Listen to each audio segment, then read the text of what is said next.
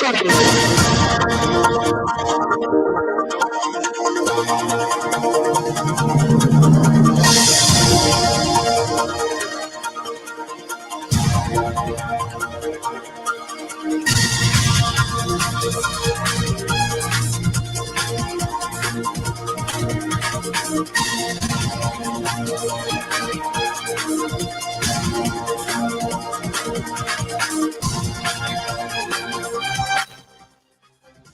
nation's capital, Monrovia. Good morning and welcome to King's Newsburn, 45 minutes news presentation about Liberia, Africa, and the rest of the world. Today is Tuesday, November 4th, 2025, and I'm Newton Tokwa presenting. Stories you're following this morning. Former House Speaker Councillor Fonati Kofa says he resigned as Speaker due to non-cooperation from President Joseph Boakai and the entire executive branch. Founder of Free Liberia Movement and Universal Human Rights International describes U.S. government's non-immigrant visa validated extension as a polite insult to injury, wherein Tully Crowd accuses the U.S. and Western nations of deploying apartheid systems and systematic exclusion of black people. Solidarity and Trust for a New Day alleges officers of the Liberia Drug Enforcement Agency of selling confiscated illegal substance. Away from Liberia, U.S. President Donald Trump tells military to prepare for action against Islamic militants in Nigeria. Tanzania President Samia Suluhu Hassan has been sworn in for a second term amid tight security following an election marked by violent protests and rejected by the opposition sham. These are stories we're following here this morning. We are taking a very short break. When we come back, we'll bring you the bulletin of news.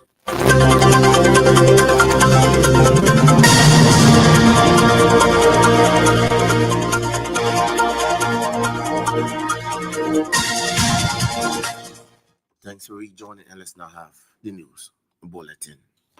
Former House Speaker Councillor Fonati Kofa said he resigned as does the speakership due to the executive involvement and influence of members of the House of Representatives through financial and political means. The Grand Group County District 2 lawmaker who spoke with OKFM Monday accused the executives of making the House of Representatives and governor will honor his leadership. According to him, he further realized during the impasse at the House of Representatives that President Joseph Boakai was unwilling to cooperate with him as Speaker, noting that the President preferred a Speaker who could dance to the drumbeat of the presidency. The former Speaker, who has been on several national issues recently, explained that his resignation was intended to preserve the integrity and dignity of the House of Representatives, as well as the overall governance system of the country. He re-emphasized his position to reject the Oranto Production Sharing Agreement Bill, describing it as a 419 deal designed to exploit Liberians and deprive the nation of much needed revenue. Kofa also vowed to rally members of the House of Representatives to ensure that the president's proposed legislation is firmly rejected. The founder of the Free Liberia Movement and Universal Human Rights International, Reverend Tully Crowd, has sharply criticized the United States government's recent decision to extend non-immigrant visa validated for Liberian citizens. Recently, the Liberian government announced that the U.S. government has extended from 1 to 3 years non-immigrant visa validated for Liberian travelers, something Reverend Crowd calls a polite insult to injury. According to him, the move is a deeper and more systematic injustice to U.S. immigration policy toward Africans. In an interview with King's FM News from the USA, Reverend Crowd, a Liberian-born pastor, a longtime advocate for human rights and immigration reform, accused the U.S. and its Western allies of maintaining a colonial apartheid system that privileges Liberians of white majority nations while systematically excluding black and indigenous peoples. He challenged what he called the myth of Liberia's funding by free slaves, asserting that the West African nation was established by the U.S. government, not by independent freedom. According to Crowd, Liberia's 1824 Constitution drafted in Washington, D.C. explicitly tied the new colony to the United States, declaring that all settlers from America will enjoy the same rights as U.S. citizens. He noted that Liberia is a jurisdiction of the U.S. government, adding that Even present-day Liberia still answers to Washington, with many of its top government officials holding U.S. passports, yet 80% of the ordinary Liberians are denied U.S. visas.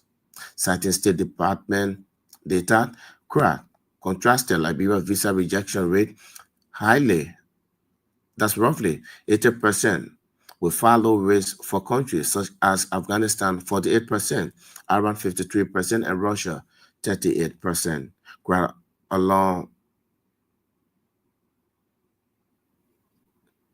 there's a free Liberia movement visa advocates called for a social contrast between Liberia and the people of the United States.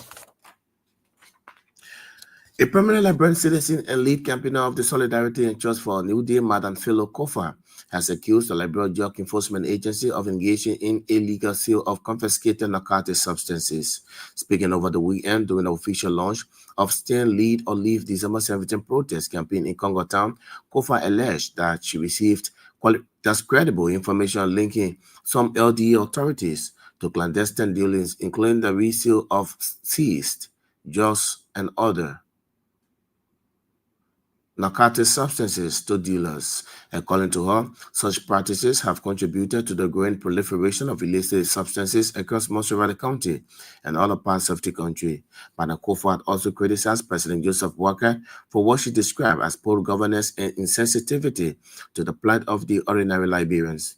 She claimed that the Walker administration policies have worsened economic hardship and deepened poverty among citizens. The state lead campaigner for the court on Liberians to turn out in large numbers for the December 17 protest, which aims to demand accountability and improve leadership from the government. Madam Kofa emphasized that the planned protest is part of ongoing efforts to urge the Walker administration to deliver better governance, reduce poverty, and implement reforms that will enhance the welfare of the Liberian people.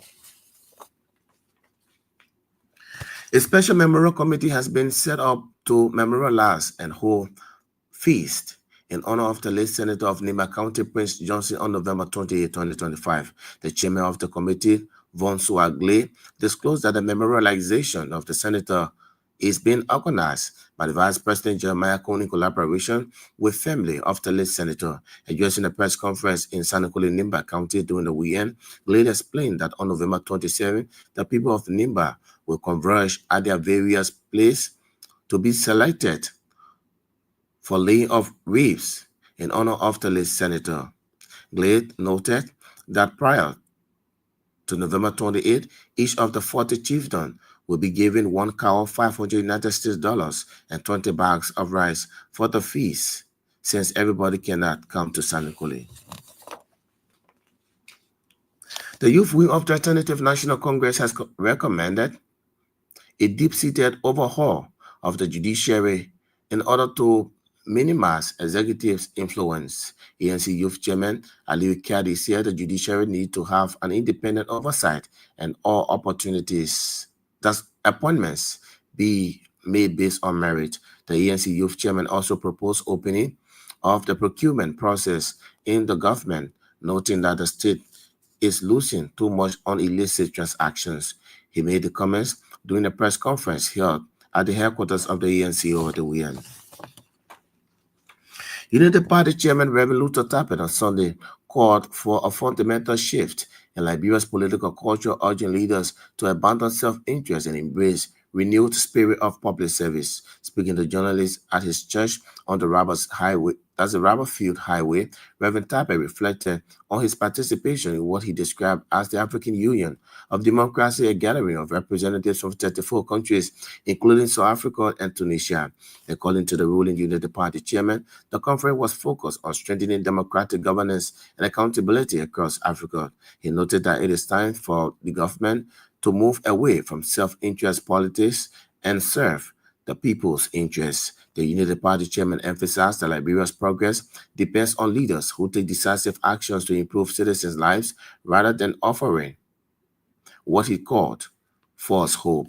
He added that Gen 1 politics must be grounded in patriotism and service to the nation, not personal ambition. Reverend Tappet echoed reform and moral leadership in a growing scrutiny over governance expectations and the pace of post-election reforms.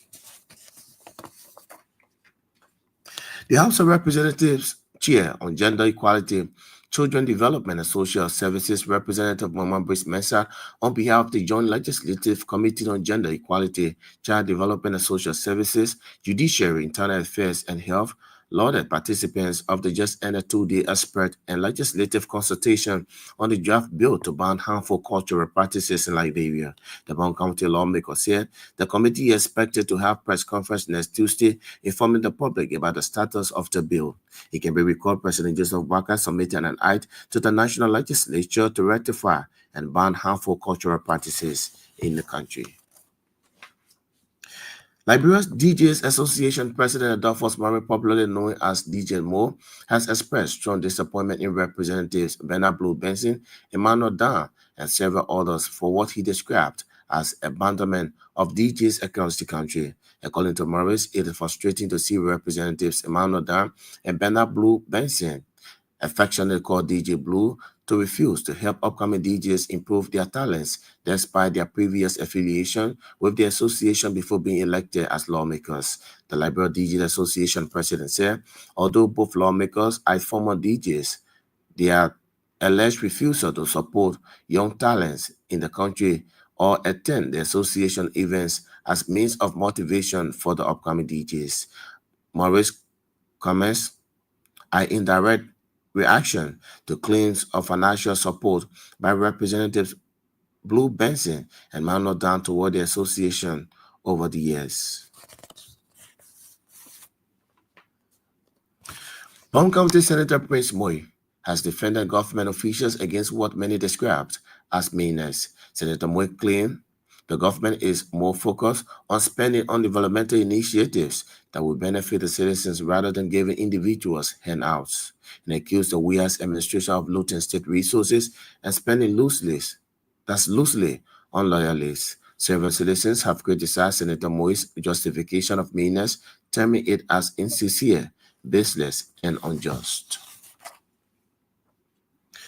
The chief patron of the original country movement has vowed not to accept what he termed as replica of the incident in which he was banned for participating in a contest in 2029.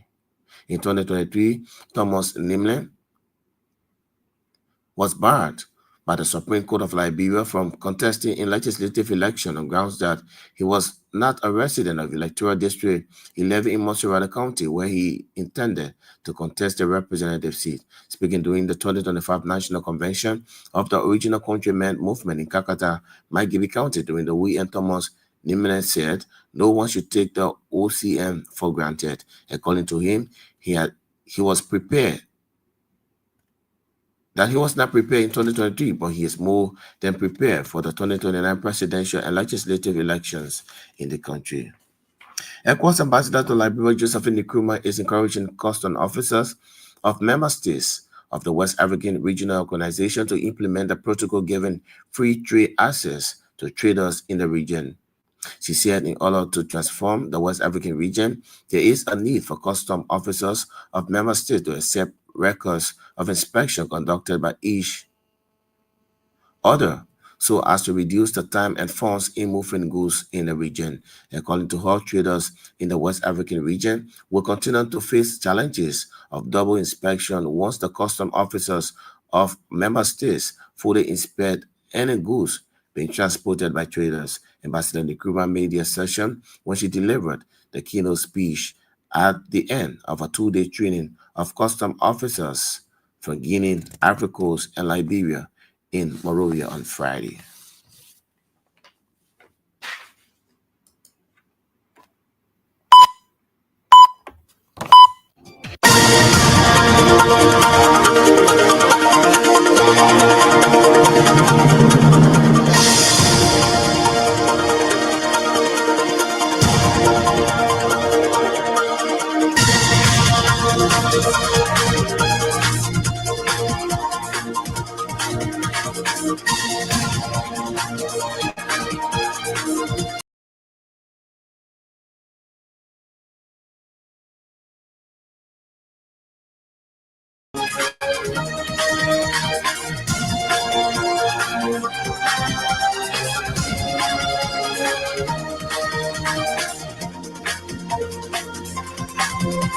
What if you just join us? A reminder you're listening to King's News, run a 45 minutes news presentation about Liberia, Africa, and the rest of the world.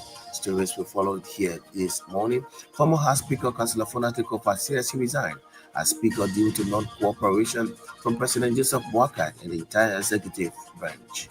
Founder of Free Liberia Movement and Universal Human Rights International describes U.S. government's non-immigrant visa validity extension as a polite insult to injury. Reverend Tully Crowd accuses the U.S. and Western nations of deploying apartheid systems and systematic exclusion of black people. Solidarity and trust for newly elected officers of the Liberia Drug Enforcement Agency of selling confiscated illegal substances. Away from Liberia, U.S. President Donald Trump tells military to prepare for action against Islamic militants in Nigeria. Tanzania President Samia Suluhu Hassan has been sworn in for a second term amid tight security following an election marked by violent protests and rejected by the opposition as a sham. These are stories we're following here this morning on King's News Blog. We are taking another short break. When we come back, we'll break you voices of the newsmakers.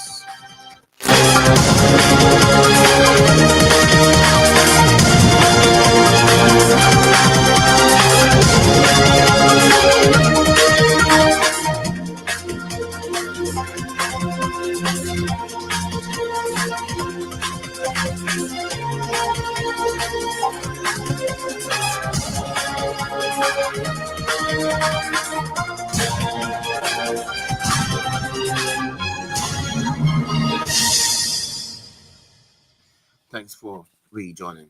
On this one, former House Speaker Councillor Fonatiko said he resigned the speakership due to the executive involvement and influence of members of the House of Representatives through financial and political means. The Grand Creek County District 2 lawmaker who spoke with OKFM Monday accused the executive of making the House of Representatives ungovernable under his stewardship.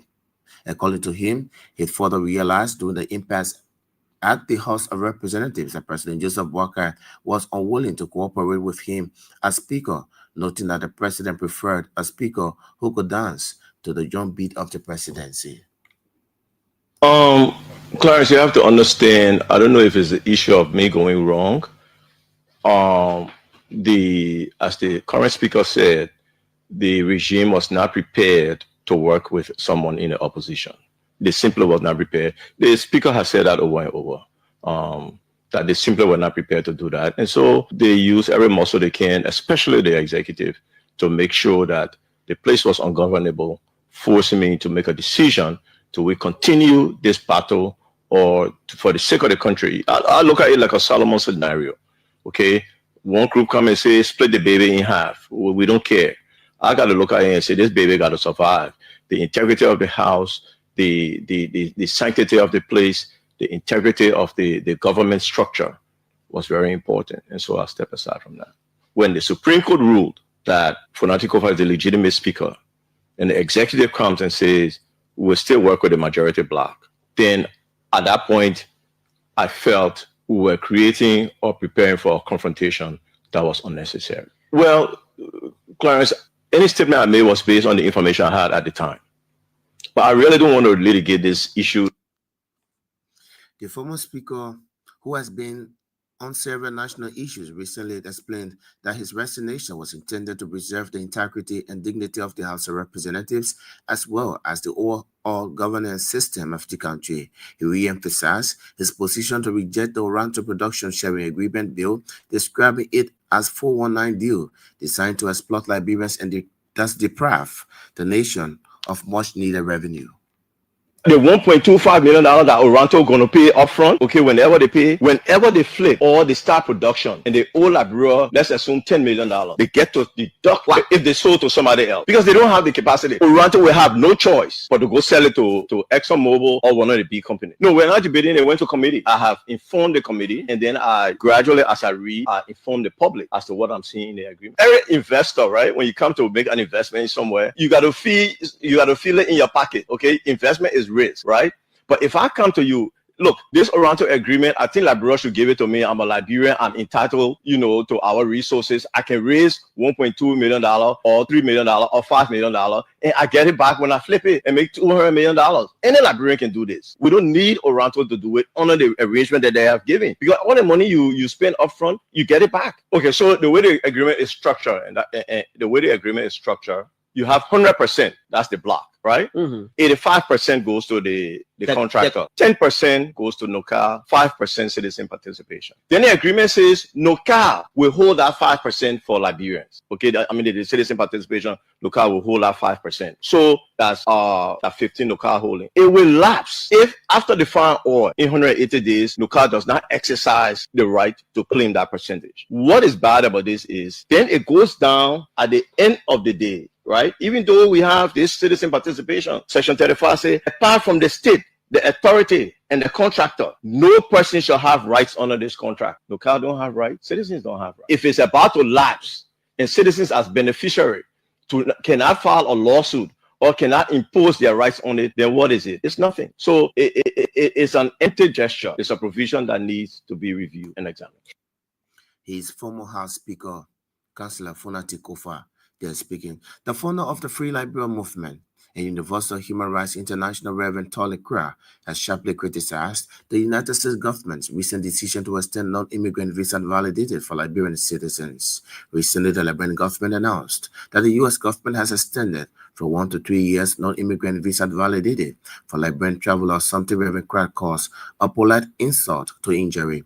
According to him, the move is a deeper and more systematic injustice in U.S. immigration policy toward Africans.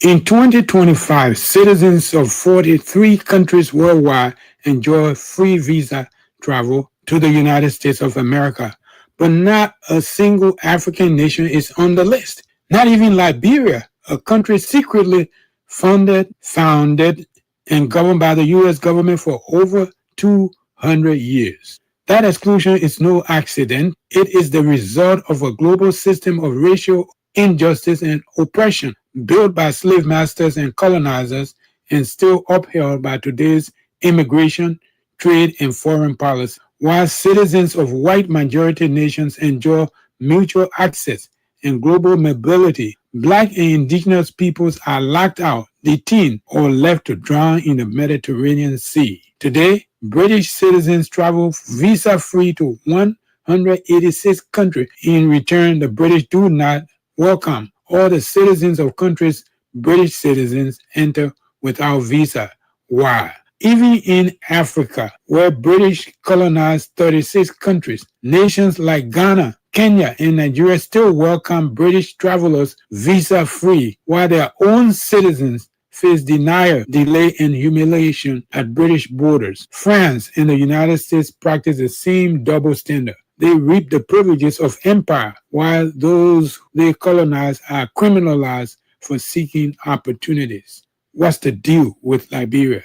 It's time to expose the truth. Liberia was not founded by free slaves. It was built by the U.S. government under the leadership of slave masters like George Washington, President James Monroe, using public funds to deport free Black American citizens who had already won their freedom in places like Massachusetts. Under the 1780 state constitution, 1824, Liberia's constitution drafted in Washington, D.C., declared, quote, all persons born in Liberia and all settlers from the United States shall enjoy the same rights as U.S. citizens. Liberia is a jurisdiction of the United States government. In 2025, Liberia still answers to Washington. Its top officials hold United States passport, but 80% of Liberians are denied U.S. visas, losing millions of dollars in non-refundable fees, worse than visa refusal rates for Afghanistan, which is 48%. 80% rejection for Liberia, 48% rejection for Afghanistan, 53% rejection for Iran, 38% rejection for Russia. This is not foreign policy. This is a colonial apartheid. This is colonial apartheid, a regime rooted in the 1790 Naturalization Act passed by the United States Congress, which defined U.S. citizenship as a privilege.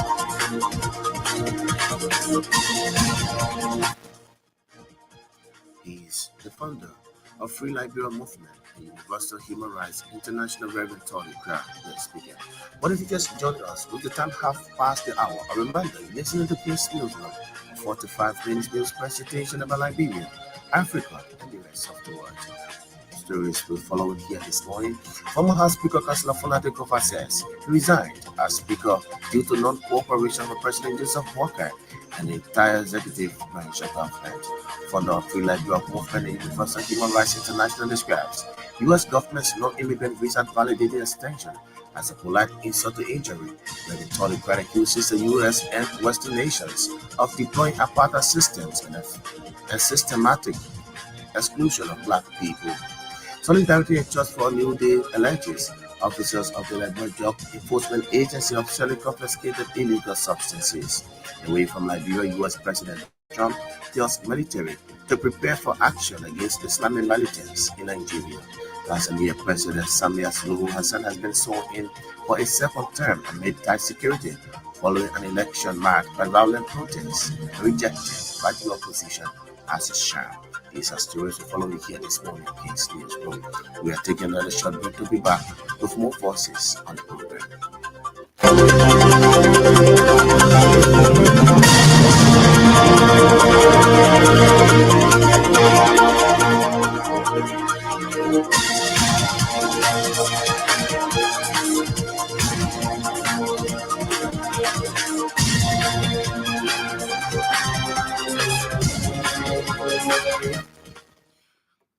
On this one, a prominent Liberian citizen, a lead campaigner of the Solidarity and Trust for a New Day, Madam Philip Kofa, has accused the Liberian Drug Enforcement Agency of engaging in illegal sale of confiscated narcotic substances. Speaking over the weekend during the official launch of Stan's Lead or Leave December 17 protest campaign in Congo Town, Kofa alleged that she received credible information linking some LDA authorities to clandestine dealings, including the resale of seized just to other dealers. According to her, such practices have contributed to growing proliferation of illicit substances across most of the county and other parts of the country.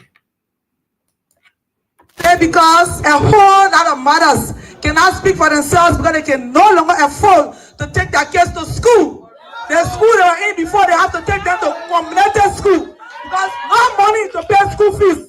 And there is no regulation, and Mr. Parker is not looking at that, but he is here flying private jet that he once talked about, that no one should be able to fly private jet as a president, and Mr. Parker is flying private jet, living luxurious life. He is OOH. I blame you, Liberians, to some extent because we gave him the power to do that. He is very OOH. We gave Mr. Parker his retirement job, and we gave him a job because Liberian people thought that he was going to deliver. Mr. Walker has not delivered anything to the Liberian people. If you don't know it, look at the youth in the street. Look at the children, the boys who should be future leaders of tomorrow. They cannot even live in their homes anymore because of the proliferation of drugs. Drug too much on the market. I was speaking with one judge and added, he told me, sister, those who are bringing the drugs in the country, they say the business is easier for them now because they can only buy it from the DEA people, then they got to travel.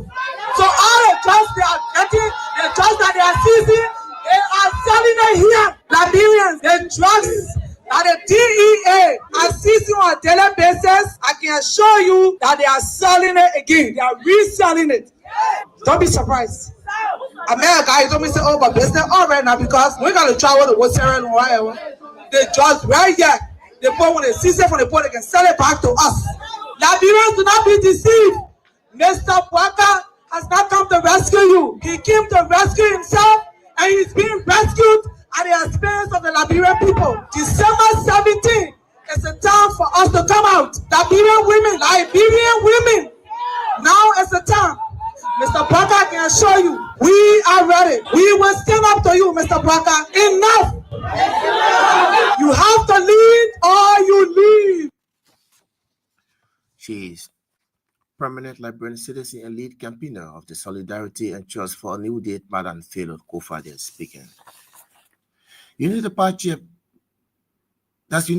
Chairman Reverend Luther Tappet on Sunday called for a fundamental shift in Liberia's political culture, urging leaders to abandon self-interest and embrace renewed spirit of public service. Speaking to journalists at his church on the Robert Field Highway, Reverend Tapper reflected on his participation in what he described as the African Union of Democracy, a gathering of representatives from 34 countries, including South Africa and Tunisia. According to the ruling Unity Party chairman, the conference was focused on strengthening democratic governance and accountability across Africa. He noted that it is time for the government to move away from self-interest politics and serve the people's interests. It's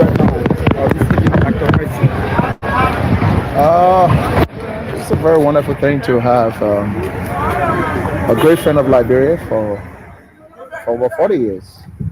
I remember as a young Christian, we used to listen to watch his program on the ELBC television those days, and to see him visit Liberia is truly a blessing. So I'm happy to have him our local church today to watch it with us. Were you impressed by his message, for having a good day? Absolutely. He gave us the secrets of how we can overcome many burdens we face as human beings, of praying and listening to God's word. The world is very difficult place to live. Whether you are president or you are selling tomatoes in the market, you have your own problem. And many times we can't go through problem by ourselves. We need God's help, and that's what he's trying to portray. How does his current visit impact the Christian community? Well, it's a reminder that Liberia is now back on the right trajectory, because these are men who were supporting the Liberian moral fabric prior to the Civil War. To see them back is a clear indication that the country is back on the right path, and I'm happy that he can come and share this moment of worship with my church, the Hilltop Beloved Fire Church. So how does it benefit the Hilltop Beloved Fire Church? How does it benefit your own church? Oh, well, besides the fact that a lot of people here know him, I say most of you were born after the war, but those of us who were before the war, we benefited as young people, as I said. Many times. He's Unity Party Chairman, Reverend Luther Tabitha speaking. The House of Representatives Chair on Gender Equality, Child Development and Social Services Representative Mama Brice Mensah, on behalf of the Joint Legislative Committee on Gender Equality, Child Development and Social Services, Judiciary, Internal Affairs, and Health, lauded participants of the just ended two-day expert and legislative consultation on draft bill to ban harmful cultural practices in Liberia. The Brown County lawmaker said the committee is expected to have a press conference next Tuesday informing the public about the status of the bill. It can be recalled President Joseph Walker submitted an act to the National Legislature to rectify and ban harmful cultural practices in Liberia. This expert consultative meeting. We also want to say thank you to the ministries that made themselves available to tell us how much they are in support of this bill, and also how they all want to help for everyone else to collaborate. I always say this is a very sensitive bill. We all need to be one way or the other. Test all of the strings, because we don't work for ourselves, we work for the people, and people involvement is very important. Thanks to the full working committees and also the Union Legislative Caucus, the Health Committee, the Judiciary, and then Internal Affairs and Gender, which happen to be the union. All of our colleagues come in support on this bill and say we want to work along with you people. We say thank you to the members of the full estate, our press bureau, our secretary in the House of Representatives. They are also them supporting in this process. We say thank you to our partners, the Action Aid, UN Women, we have Wongoso, we have the team for the traditional people, Masita and our team, and the rest of the people that are willing to work with us to make this come to the reality. What I was saying this morning, we are here on the last day. We're going to be looking at what we have had as a bill, and we're asking the secretariat to make sure that Tuesday we have a press conference as a working team to inform the public that we will run up to the 6th, which is 2 weeks for plenary to look at the bill and go over informed decision. So that decision means Monday it has to be circulated to the various committees for us to look at it and come up with a decision for our press conference on Tuesday. Tuesday, we will inform the public on what we have done preliminarily, looking at the bill, and also report it to plenary on the 6th, which will be Thursday, and an informed decision will be done by plenary to know what is the next step. She's Broom County Representative Moiman Brice Mesa. Yes, speaking. Broom County Senator Prince Moy has defended government officials against what many described as meanness. Senator Moy claimed the government is more focused on spending on developmental initiatives that will benefit the citizens rather than giving individuals handouts. He accused the weird administration of looting state resources and spending loosely on loyalists. This show that I'm saying is not about being me. Maybe when people disperse or give money randomly the way they got it, some of us know. Our central bank got empty. They took a loan from the central bank in the history of the central bank, in the very first time for a government to borrow 80-some more million naira from the central bank in our country. That was the first time. And that was the past government. So you borrow that kind of money from your reserve, from your central bank. Well, and people will give 50 million all here. So what we're doing is to put the money in projects that will benefit everyone. So it's not because Moy is here, he was a campaign manager for the Unity Party. So I go and empty all the banks around here and take money from so and come here and say I will give 50 million scholarship. I will give 100 million scholarship. That's not the way to run a government. And we said it in time past. And we say by what we say. Running government means somebody living from here going to Grand Ile, we're all spending 1 week on the roads. And you know, when they have emergency. Somebody that's sick coming to Tabeta from Grand Ile, we're all dying on the highway in the ambulance. You're running a government. And going through that side and coming back, River says, coming back to Monrovia in 1 or 2 days' time. You're running a government, a mature government. It's for the system to run. That when you go to the bank, nobody should tell you system down because the money that there now, somebody finish playing the bank.